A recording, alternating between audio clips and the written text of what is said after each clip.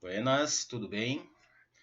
Bueno, entra em vigor hoje a medida provisória número 1046, relativa ainda às questões de Covid, né? Dispõe sobre as medidas trabalhistas para enfrentamento da emergência da saúde pública de importância internacional decorrente do coronavírus.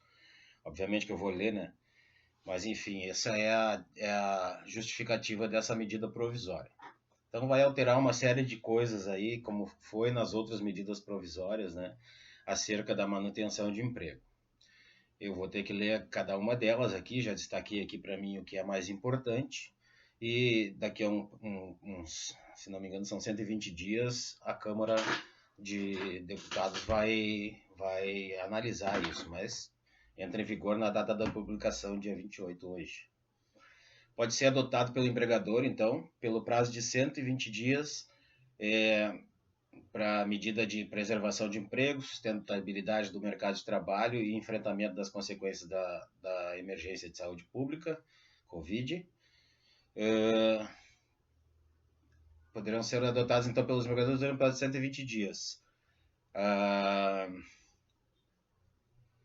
O teletrabalho, a antecipação de férias individuais, a concessão de férias coletivas, o aproveitamento e a antecipação de feriados e o banco de horas. A suspensão de exigências administrativas em segurança e saúde do trabalho, confesso que essa aqui eu não entendi. E talvez pela aglomeração, não sei. Mas segurança e saúde do trabalho, regras internacionais de saúde, de preservação da vida. E o diferimento de recolhimento do FGTS, com relação aos prazos de recolhimento, que mais tarde adiante aqui a gente vai ver.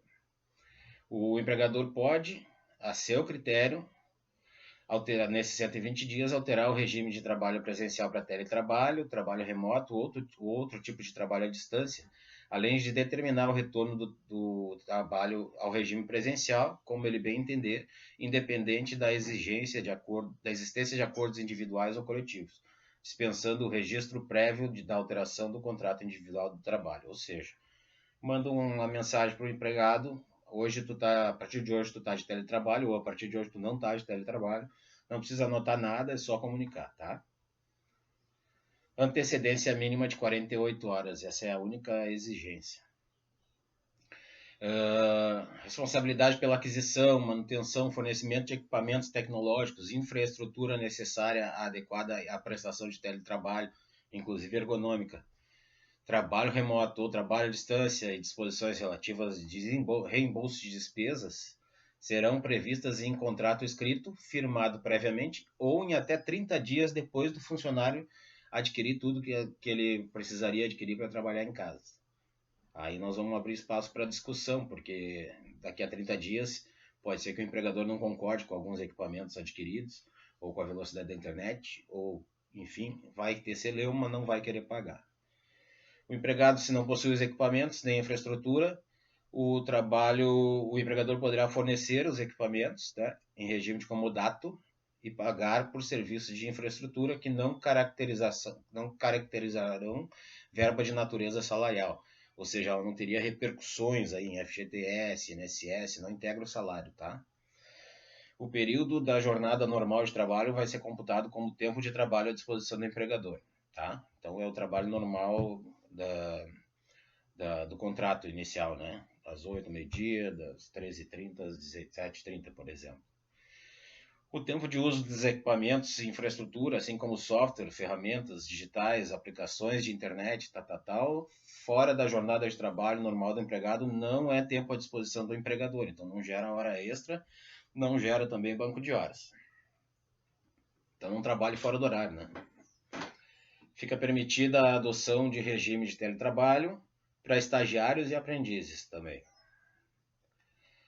Também pode o empregador antecipar as férias com antecedência mínima de 48 horas.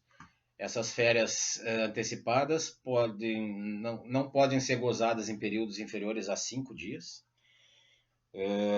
Então, aquela coisa dos 15 dias passa a 5. Poderão ser concedidas por ato do empregador, ainda que o período aquisitivo a elas relativo não tenha sido cumprido. E tanto o empregado quanto o empregador poderão negociar a antecipação de períodos futuros de férias por meio de acordo individual escrito. É o negociado de empregado para empregador. Até sobre a LGPD a gente vinha discutindo sobre isso, né? Que a vontade do empregado do hipossuficiente ela é viciada, né? Então esse acordo individual escrito deveria ter sido já desde a reforma trabalhista posto em discussão, amplo debate, porque essa vontade é viciada. Não estou aqui fazendo campanha, estou trazendo só princípios do direito do trabalho. Os trabalhadores que pertencem ao grupo de risco do coronavírus são priorizados para o gozo de férias, individuais ou coletivas, nos termos desse artigo. Também, durante o prazo previsto no artigo 1º, pode suspender férias e licenças não remuneradas dos profissionais da área de saúde ou daqueles que desempenham funções essenciais, com antecedência mínima de 48 horas. Essa parte dos empregados da saúde, meu amigo Tiago Moisés vai adorar. O adicional de 1/3 relativo às férias concedidas pode ser pago após a concessão, a critério do empregador, até a data em que é devida a gratificação natalina. Ou seja, o terço de férias eu posso pagar só lá no 13º, como empregador, dependendo da minha vontade, da minha programação financeira. A conversão de 1/3 do período de férias dependerá da anuência do empregador. Poderá ser efetuado até o 5º dia útil do mês subsequente do início de férias o pagamento da remuneração das férias concedidas. Então, tu sai de férias sem dinheiro, aquilo que gerava antes o dobro de pagamento na Justiça do Trabalho, nesse momento aqui não vai gerar, tá? Na hipótese de rescisão do contrato de trabalho, os valores de férias individuais ou coletivas ainda não adimplidos serão pagos juntamente com as verbas rescisórias. Acabou o contrato de trabalho, os valores das férias não adimplidos podem ser pagos juntamente com as verbas, sem acréscimo, sem a multa, tá? A multa, a penalidade, aquela do dobro das férias. O empregador pode conceder férias coletivas a todos os empregados ou a determinado setor, ou notificar um conjunto de empregados por escrito ou por meio eletrônico com antecedência de 48 horas, não se aplicando o limite máximo de períodos anuais e limite mínimo de dias corridos, nesse caso de férias coletivas. Ficam dispensadas a comunicação prévia ao órgão oficial, ao órgão local do Ministério da Economia, antigamente Ministério do Trabalho e Emprego, e a comunicação aos sindicatos representativos não é necessária, tá? Pode antecipar o gozo de feriados federais, estaduais, distritais e municipais, incluindo os religiosos. Com 48 horas de antecipação, o empregador avisa que todos os feriados daqui para frente estão sendo antecipados, ou seja, o trabalhador vai ficar em casa sem trabalhar e não vai receber o dobro por trabalho em feriados também, né? No futuro, imagino, interpreto assim. Autorizadas também a interrupção das atividades pelo empregador e a constituição de regime especial de compensação de jornada, para compensação no prazo de até 18 meses. 18 meses. Ano e meio. Poderá ser feita por meio da prorrogação de jornada em até 2 horas, a qual não pode exceder 10 horas, exceto para os profissionais da área de saúde, que nós vamos ver adiante. A compensação do saldo de horas pode ser determinada pelo empregador independente de convenção coletiva ou acordo individual. Esses instrumentos para a questão de horas estão totalmente nulos na vigência dessa medida provisória. Claro, ressalvadas discussões jurídicas posteriores. As questões de atividades essenciais podem constituir um regime especial de compensação de jornada por meio de banco de hora independente. Fica suspensa também, durante o prazo dessa medida provisória, a obrigatoriedade de realização dos exames médicos ocupacionais, clínicos e complementares, exceto os exames demissionais, dos trabalhadores que estejam em regime de teletrabalho, trabalho remoto ou trabalho à distância. Tá? Eles não precisarão fazer os exames médicos ocupacionais, clínicos complementares. Só os demissionais. Mantida a obrigatoriedade de realização de exames ocupacionais, de treinamentos periódicos aos trabalhadores da área da saúde e das áreas auxiliares em efetivo exercício em ambiente hospitalar, e esses terão prioridade para a submissão de testes do corona.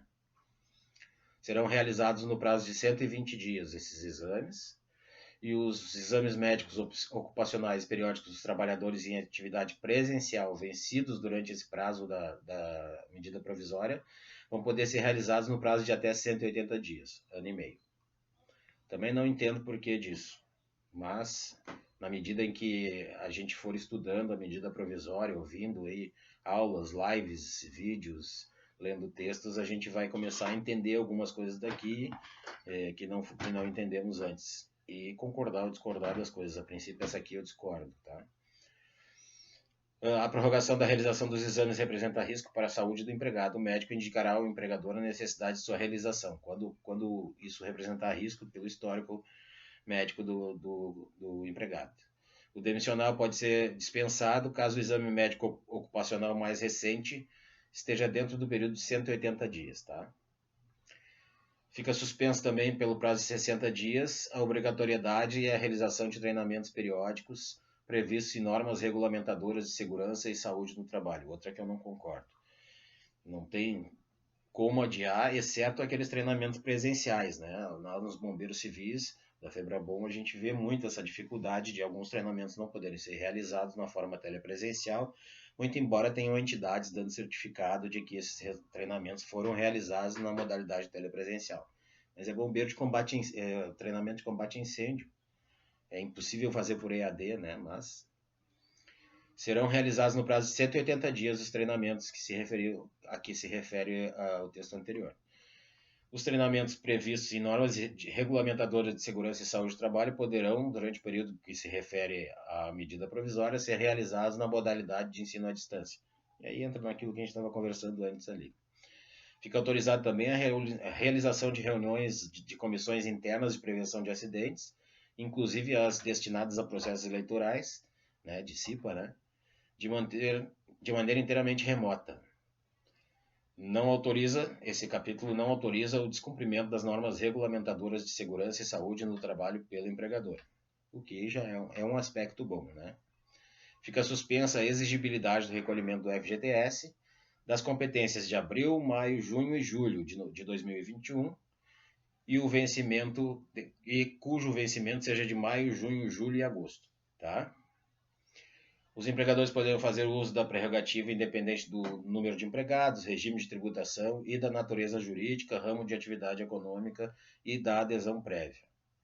Os depósitos de competência de abril, maio, junho e julho poderão ser realizados na forma parcelada, sem incidência de atualização da multa e dos encargos. Isso é um alívio, né, para o empregador. Realizados em até 4 parcelas mensais com vencimento a partir de setembro de 2021. Então ele pode parcelar sem incidência de juros em até 4 parcelas a partir de setembro, o pagamento do FGTS desses meses aí.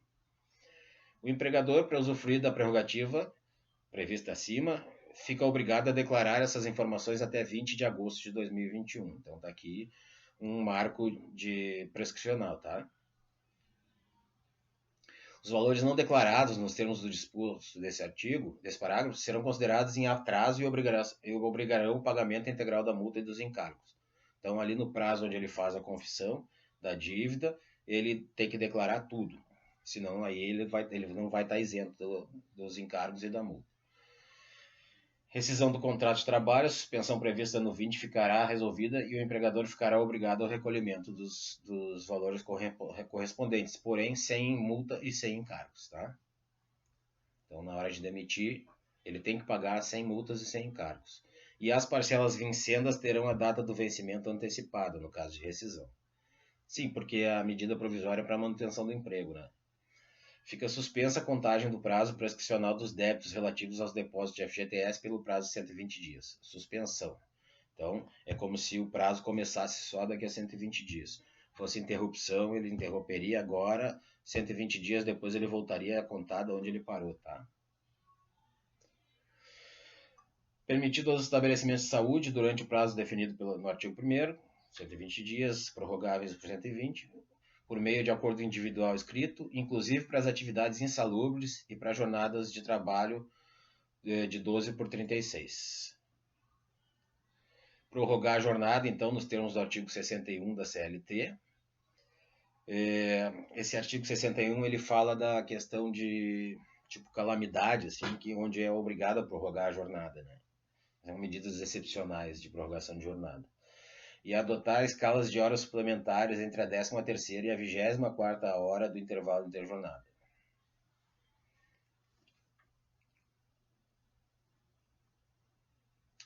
Pode ser compensado também no período de 18 meses contado do fim do prazo do artigo 1º, por meio de banco de horas remuneradas como hora extra, as horas suplementares que a gente falou aqui antes, ó, detalhes com escalas de horas suplementares, entre a 13ª e a 24ª hora.